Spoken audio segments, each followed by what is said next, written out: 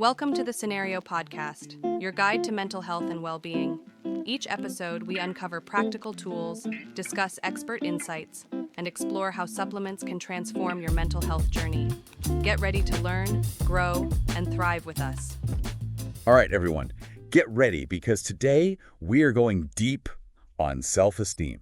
Yeah, diving right in. We've got a ton of research here to help us understand what self-esteem is and why it's so important. And how to boost yours, of course. Exactly. So we'll break it all down together. Pull out the good stuff. And by the end, you'll have a super clear picture of how to cultivate a strong sense of self-worth. And did you know self-esteem isn't just about feeling good, It actually has a big impact on your mental health relationships.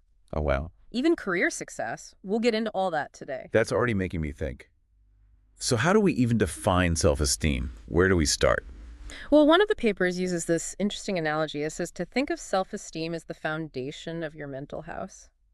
Yeah. If it's strong, you've got stability, you can handle tough times. Right, you're resilient. Exactly. But if it's shaky, well, you can imagine the problems that can come up. Okay, so self-esteem is like the bedrock of our mental well-being. Mm-hmm. But what are the actual building blocks of that foundation? What does healthy self-esteem look like? That is the question. One key trait is self-acceptance. So not trying to be perfect. Right. It's more about embracing both your strengths and your weaknesses. So you're not trying to be amazing at everything, just comfortable with who you are, flaws and all. Exactly. Another trait is having confidence in your decision-making. Okay. When you trust your own judgment, you don't need other people to constantly validate your choices. Makes sense. Yeah. But how do we get to that point where we truly trust ourselves, especially if we've made mistakes in the past? Well, that's where resilience comes in. People with healthy self-esteem, they can handle criticism without feeling like it's a personal attack. Interesting. They see feedback as a chance to learn and grow rather than, a blow to their ego. So they don't just crumble under pressure. They use feedback to actually improve. That's pretty cool. Yeah, it's powerful stuff. Okay, so we talked about what self-esteem looks like, but why does it even matter? What's the big deal about boosting it? Well, this is where it gets really interesting. The benefits go way beyond just feeling good about yourself. Okay, I'm intrigued. It impacts almost every area of your life. In what way? For example, this research found a really strong link between strong self-esteem and improved mental health. So you're saying low self-esteem is actually connected to things like anxiety and depression? Yeah, often it's a big factor. So Yeah. when you work on your self-worth, you're not just feeling a bit more confident. Right. You're actually protecting your mental well-being. That's huge. Yeah. Okay, so better mental health. Mm. What else? What other benefits does self-esteem bring? Well, this study shows that high self-esteem can be a huge motivator. Really? Yeah, it can seriously impact your productivity because when you believe in yourself, you're more likely to go after what you want and achieve your goals. So self-belief is like rocket fuel for getting things done. I like that analogy. And it also fuels your perseverance. Oh. It gives you that push to overcome challenges and setbacks instead of giving up when things get tough. Okay, that makes sense. So we've got resilience, motivation. What else can this magical self-esteem do for us? One more big benefit, we should talk about stronger relationships. Okay, interesting. This research found that people with healthy self-esteem are less likely to settle for unhealthy relationships or constantly need validation from others. I could see that. Yeah. If you value yourself, you're not going to put up with being treated poorly. Right, and you don't need constant reassurance from people who don't respect you. You can set boundaries. Yeah, build relationships based on mutual respect. Wow. Yeah. Self-esteem is the key to unlocking a better version of ourselves. It affects our mental health, our relationships, our motivation. It's a game changer. It really is. And these benefits, they're not just some abstract idea. Right. They have a real impact on your life. So think about it. What would it mean for you to feel more confident, less stressed, more capable of achieving your goals? That is a powerful question. And I think it's one we should all be asking ourselves. But now that we understand how important self-esteem is, I'm sure everyone is wondering, how do we actually get there? How do we build that incredible sense of self-worth? So that's what we're going to talk about now, the how-to of boosting your self-esteem. Let's get into it. What's the first step? Okay, so one of the most important things is tackling that negative self-talk. That little voice in your head Oh, yeah. that whispers doubts and puts you down. I know that voice way too well. Yeah. It's constantly telling me, you're not good enough, you'll never succeed. Exactly. Yeah. And it's super common, but the good news is we don't have to let it control us. Okay, so what do we do? Well, this research suggests A simple but powerful technique. Yeah. Whenever you catch that inner critic talking, challenge it with evidence. So instead of letting those thoughts just spiral, Hmm. I should actually stop and ask, is this even true?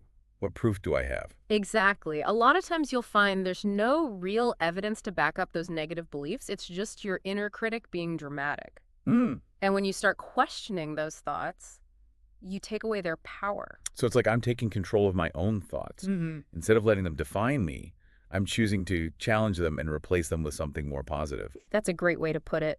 Another powerful strategy is to set small, achievable goals. Oh, okay. Don't try to do everything at once.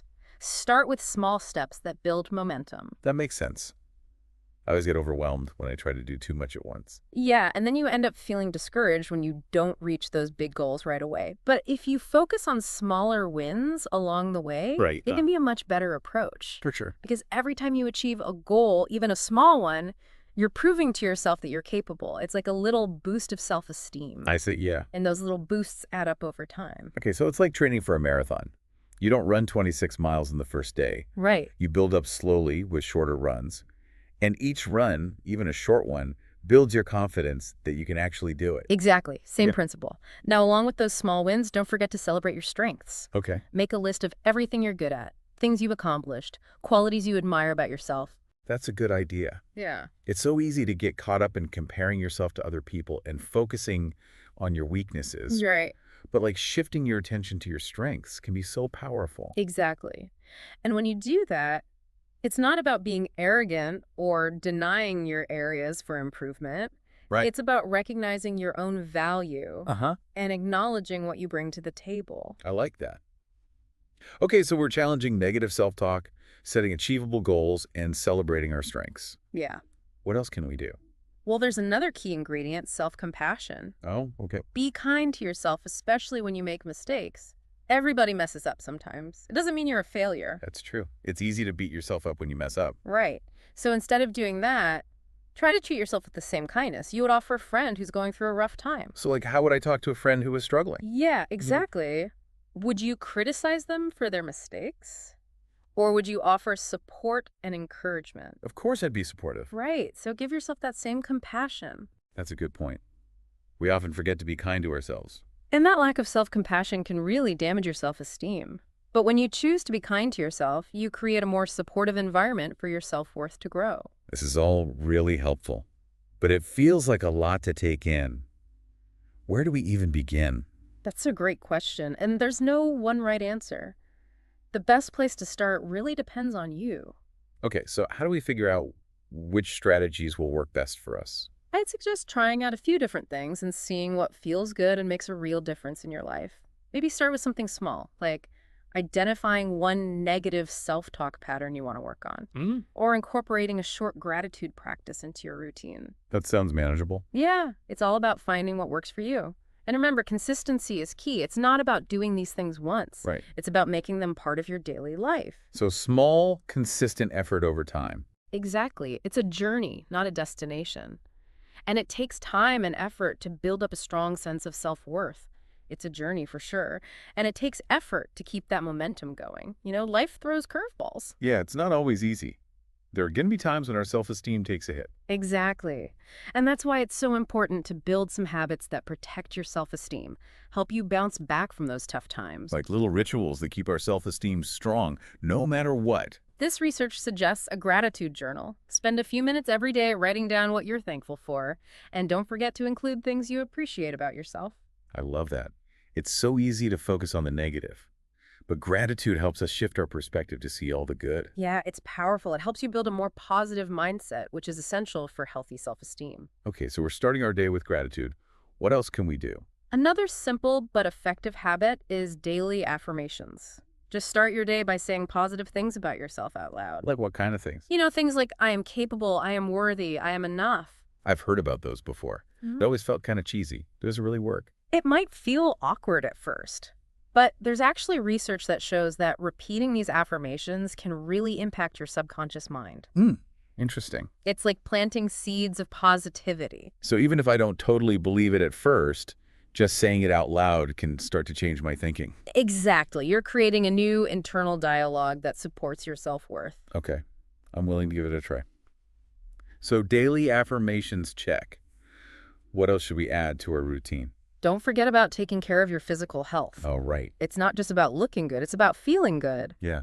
Things like exercise, eating healthy, getting enough sleep, they all contribute to a better mental state. Which then supports our self-esteem. Exactly. When you nourish your body, you're also nourishing your mind. I'm seeing how these habits all work together to create a better sense of well-being. Care of ourselves on every level. Precisely. And there's one more crucial habit: limiting negative influences. Be mindful of the people and information you surround yourself with. Makes sense. Choose to spend time with people who lift you up, not bring you down. It's like they say, you are the average of the 5 people you spend the most time with. Exactly. If you're always around negativity, it's going to be harder to maintain a positive self-image. So be intentional about who you let into your life and what you let into your mind. Right. Choose things that nourish you and support your growth. This has been such an eye-opening deep dive. We've learned so much about self-esteem, from what it is to how to boost it and keep it strong. And remember, building self-esteem is a journey. It takes time and effort. But it's so worth it. A strong sense of self-worth can truly change your life. You'll be happier, have stronger relationships, and be more resilient to face challenges. What's one small step you can take today to build a stronger sense of self-worth? That's a great question for all of us to think about. And that wraps up our deep dive on self-esteem. We hope you feel empowered to start cultivating a more confident and resilient you. Until next time. Thanks for tuning in to the Cenario podcast. Don't forget to visit Cenario.com for more expert tips, articles, and supplements designed to support your mental health. If you enjoyed this episode, remember to subscribe and share it with a friend. Until next time, take care of yourself.